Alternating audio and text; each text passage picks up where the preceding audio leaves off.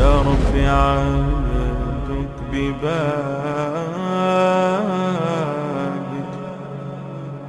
يخشاني مع عذابك ويرتجي لثوابك وغيث رحمتك الطال.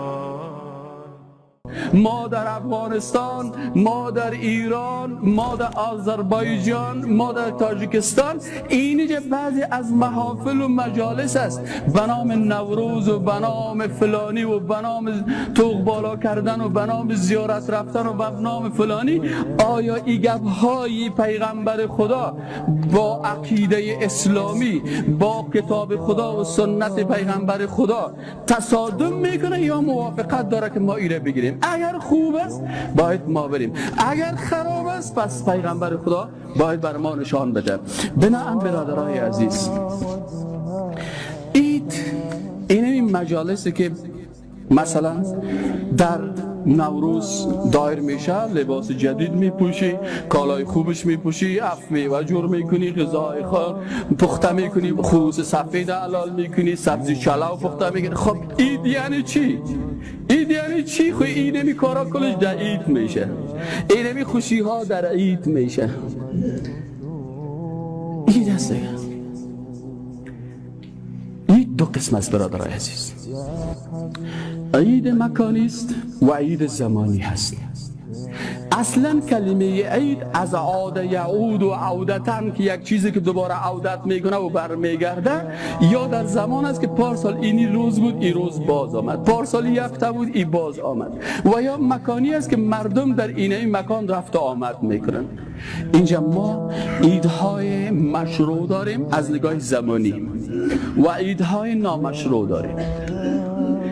عیدی که او را رسول خدا گفته که درست است عید مشروع هست، عیدی که رسول خدا او را رد کردن ناروا هست، عیدی که پیغمبر خدا او را محفل نگرفته رد است. اگر مسلمان هستی یک کسی میگه 2 رکعت نماز بخوان، پیغمبر خدا این 2 رکعت نماز خوانده؟ بله. نیست موادی که هفته هم برای یک 2 رکعت نماز میخونم. نماز بد چیز است؟ حالا ما نماز نخوانم؟ حالا ما از نماز منو میکنیم؟ نه برادر عزیز، نماز خوب چیز است، لکن نماز وقت خدا داره. در وقت آفتاب برآمدن خود نماز نیست که تو در وادی آفتاب برآمدن خود آفتاب پرستا نماز میخواندن. پیغمبر گفته نخوانده ای وقت نخوانم، گفته نه نخوان. این نماز بد نه، نماز خوب چیز است، لکن نماز خود تقسیم اوقات داره دیگه. تو خونه میشه که تو هر چیز که هر وقت دلت شد بکنی. بنابراین عید زمانی برای ما 2 عید پیغمبر صلی الله علیه و سلم معرفی کرده که عید قربان است و عید رمضان است. در عید غسل کردنش سنت ثواب داره، در عید ها مثلا رفتن به مسجد نماز عید خواندن ثواب داره، در عید روز لباس خوب پوشیدن ثواب داره، در عید روز با دوستای خود آغوش گرفتن ثواب داره، در عید روز اگر انسان این تخصیص میده و رخصتی میکنه و در این روز خوشی میکنه، این پیغمبر خدا اجازه داده. بنابراین عید ما مسلمان ها هست، عید ما مسلمان ها هست. عیدهای نامشروع هم هست که در دیگه ادیان است. یک کسی میگه خب آل عیدهای دیگر ها که اگر ما او را تجلیل کنیم چی پرابلم داره، چی مشکل داره؟ ما مثلا میرم در عیدهای دیگر ها، در کریسمس میرم، روز نوروز تجلیل میکنم، ایره میکنم، او را میکنم، چی مشکل داره داری؟ برشان میگن علمای اسلام که برادر عزیز، عید و رخصتی که از تعلق به عقیده داره. اگر شما کسایی که انگلیسی را میفهمن از اونها پرسان کنید، بگید برادر عزیز مثلا روز شنبه را یهودیا هالیدی میگن، هالیدی، نصرانیا روز یک شنبه را هالیدی میگن و میگن برای مسلمان ها روز جمعه هالیدی است. چی معنی هالیدی؟ میگه هولی، مقدس دی روزه، میگه یعنی روز مقدس. بنابراین او کلمه کسایی که میگه هالیدی یعنی رخصتی انگلیسی رو نمیفهمن، در حالی که هالیدی معنای اصلیش روز مقدس است. مسیحی ها یک روز رو تجلیل میکنن به نام روز مقدس، روز کریسمس پیشان مقدس است. پس اگر یک مسلمان در روز کریسمس برای از این مسیحی یک دسته گل میته، او رو تایید میکنه در عقیدهش که تو کار خوب کردی. او میگه عیسی بچه خداست، بفرمایید این گل دیگه عیسی را ما خوش دارم که از بچه خدا باشه.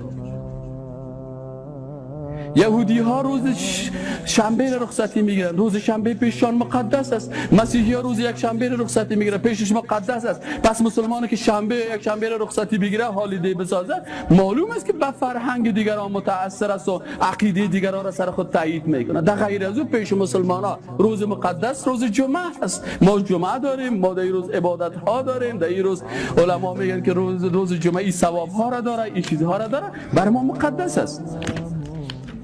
ایدهای عصر جاهلیت، مثلا بعضی از ایدها در عصر جاهلیت بود. نوروز در زمان آتش پرستا جمشید یک پادشاه بود، پیش از او پادشاه دیگه بود. وقتی او پادشاه از بین رفت، گفتن که او خراب آدم بود، خوب آتش پرستش نمیکرد.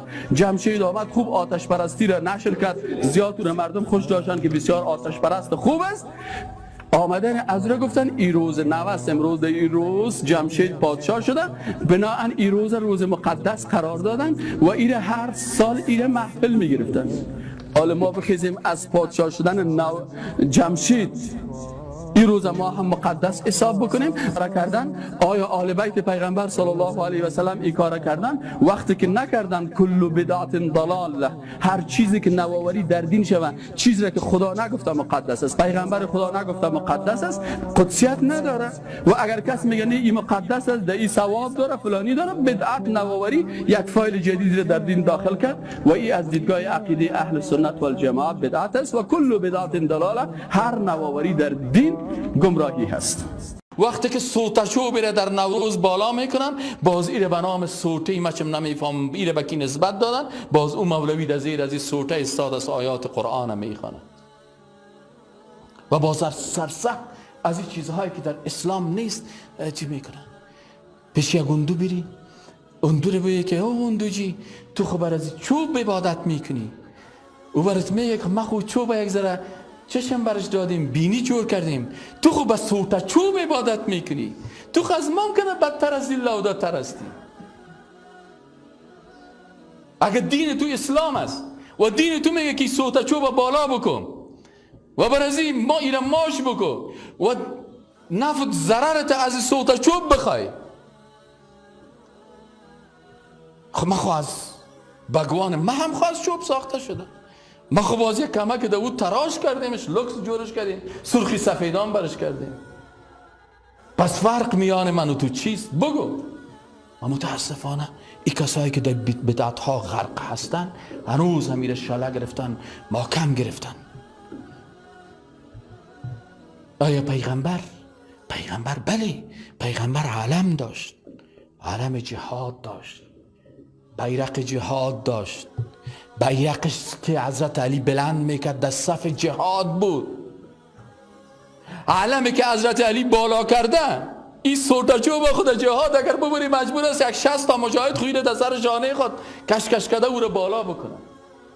بیرق از واقع بسیار کوتاه‌گرد بود، دست خود بالا میکرد در صف جهاد. این که شهید میشد دیگه این را بالا میکرد، چرا که وقتی که علم در میدان بلند باشه به او خاطر چی میباشه؟